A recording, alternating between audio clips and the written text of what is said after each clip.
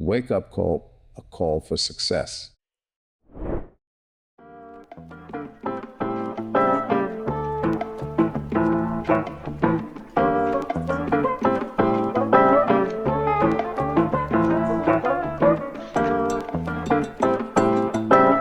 Hai Sobat Kois, kamu sekarang lagi sering main-main kemana sih kalau di Bali?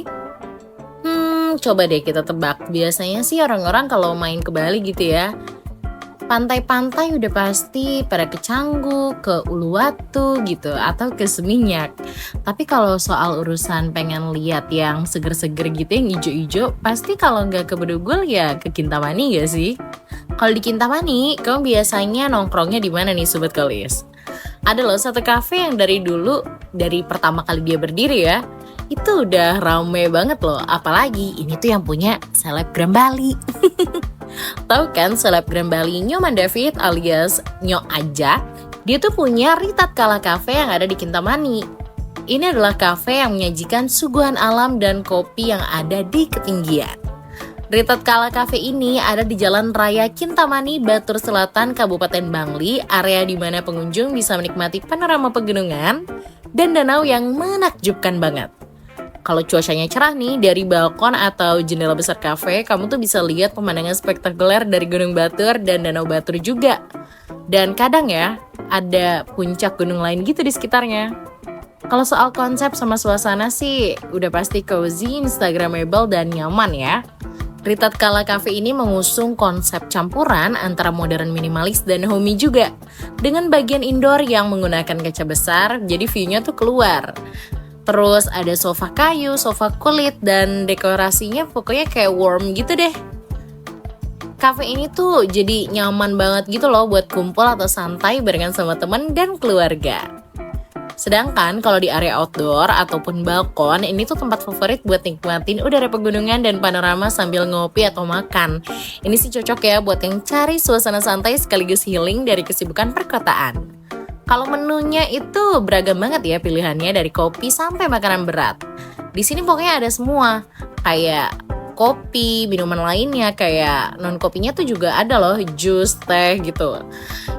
Terus makanannya lengkap kok, dari cemilan, dessert, sampai makanan utama ada semua. Bahkan beberapa hidangannya tuh disebut favorit, misalnya nih kayak ada menu Asia, terus juga Western, ada pilihan kayak ayam yang berempah gitu, misalnya aja ada ayam woku dan lain-lain deh, pokoknya salad juga ada loh.